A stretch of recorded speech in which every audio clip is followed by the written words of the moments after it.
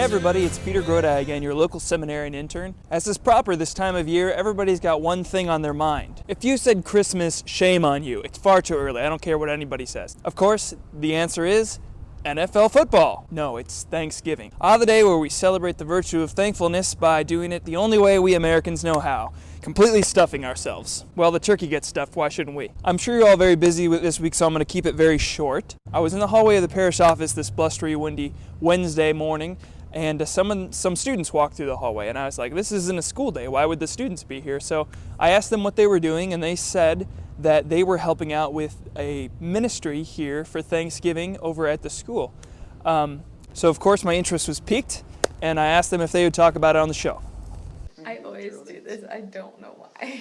It doesn't make any sense. Okay, I have with me here Megan and Gabby and Allie, and I literally just snagged them in the hallway. And I didn't have my makeup team did not get here on time today, so hey Larry, can you call the makeup team again? Just check to see if they're. Please. Larry. What is this? He's so incompetent. I don't even know why I keep Larry around. But they're here. They're with the Honor Society, right? Yes. They're all with the National Honor Society. As part of that, they've been helping out with, if I get the name right, the Thanksgiving dinner tomorrow over at the school.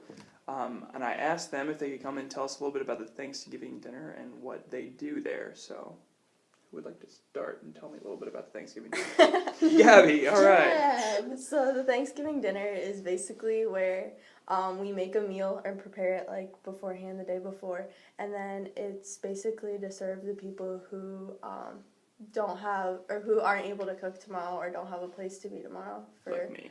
Yeah, I guess. Yeah. So you serve people at the school, at the school that come in, and then people actually go out and bring food to others as well. Yep. So they drive around and they'll deliver the meals to anybody who aren't able to actually go out and come to the meal. So that's pretty cool too. That's pretty cool. How many people do you usually serve at the cafeteria? None of us have been there yet before, but we're thinking about, well, with the number of potatoes we have peeled and the rolls we've moved and applesauce and juice boxes. Juice boxes. Speaking of juice boxes, hey, John, could you get us some juice boxes? Give me a coffee. Soy milk. No. Thanks. Well, thinking maybe 300 to 400 in total, because there were probably a lot of vans and trucks that are taking out food to people in the community. There's a core group that does this every year, and then the National Honor Society helps at the school to prepare, and then the meals are taken out on Thanksgiving Day for the whole spirit of Thanksgiving. I'm always amazed when I hear about activities like this, or when I participate in them. You start to realize how many people around the community are in need. You know, it's like you don't see them on the street as if you were in an inner city or something. It's just such a great thing on a day like Thanksgiving. Yeah. And the spirit of Thanksgiving. Thanksgiving. Well, chances are that some of you are participating in this event as well, such as Johnny here. Right, Johnny? That's what I thought. It's kind of creepy. It's kind of creepy. The spirit of Thanksgiving. Really. Let's set that back up right here. Chances are that some of you are involved in this as well, and for which I thank you very much. But for those of you who are not involved, what can we do? Like me, I'm not involved. I will not be peeling potatoes. I probably should be, and I feel guilty all day. But if you're like me and you're not involved in that particular project, what do you ladies think that we could do to help engage the spirit of Thanksgiving? So Thanksgiving, I think, is about giving a lot. So I think random acts of kindness are cool. So paying for someone else's McDonald's, if you're going to McDonald's, just pay for the person behind you, or give your neighbor some cookies, or I don't know, leave a kind note in someone's locker, things like that.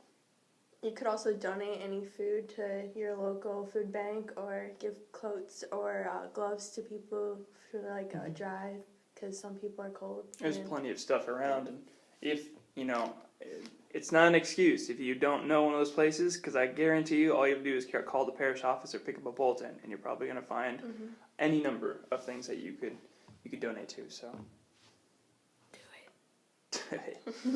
And One thing that I really kind of think is underrated is going and actually visiting people. The spirit of the holidays can really get people down when they're lonely. So if you just take the time out of your day to go visit someone at the nursing home, like if you know them or if you don't, just spend some company, just time with someone else, because that's really what so many people are really thankful for and really want in the holiday season. Indeed. I know that something I used to do, if you have any sort of musical talent, which I know that at least some of you do. You can talk to them, though. Yeah, exactly. Talk it out. But I tell you, one of the coolest things that people enjoy at nursing homes, from my experience, has just been having someone come and play or sing music for them. There's so many different ways that you can get involved, and sometimes hard to choose. But the important thing is that you do something. It doesn't have to be the biggest thing in the world. It doesn't have to be the smallest thing in the world. But just do something. Some small act of kindness in the spirit of Thanksgiving. So that'll be great. And I just ate at McDonald's this morning, so I didn't buy it for the person behind me, but the next time I'm going to buy it for the person behind me. I'll be behind you then. Yeah, I'll be behind you. Good point. Yeah, don't plan out being behind someone to watch the video. That's not a good way of doing this. So, well, I'm sure that the people over at the school are looking for their turkey roasters and their potato peelers and whatever else you guys do. But I thank you ladies for being here, for doing this, and for all that you're doing for those people in need tomorrow. Appreciate it, and have a great Thanksgiving. You too. Happy Thanksgiving. Happy Thanksgiving. No gang signs, please. Things like this make me so proud of our parishioners and students, because it's just so easy in the celebration of Thanksgiving for everything to become turned in on ourselves. What am I thankful for? What's good in my life? And how do I get to celebrate it? Obviously, being thankful is a great thing, but just being thankful, just having that emotion, or just having that feeling, or just giving that up from ourselves, that's not enough. We really celebrate thankfulness when we give back. That's not just a pious platitude or just something that some people say. It really is true. So while we're stuffed and warm and sipping hot cocoa by those fires in our houses, just remember that there are people out there who don't have any of those luxuries. Remembering those people on this day, this Thanksgiving Day, helps us to not only be more humble and thankful about the things that we have, which incidentally is the reason I'm out here in the cold making this video. It also reminds us to give back to God by giving back to people around us and making time for them.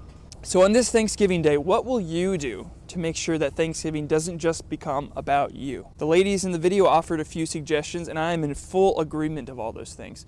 But whether you do those things or not, whether you plan on taking action outside of your home or not, there's one thing that you can do, one really important thing that often gets overlooked because it's just so simple, it doesn't seem like much, or maybe we don't think is important, but there's one simple thing that you can do, and that's pray. Say some prayers for those people who go without this Thanksgiving season.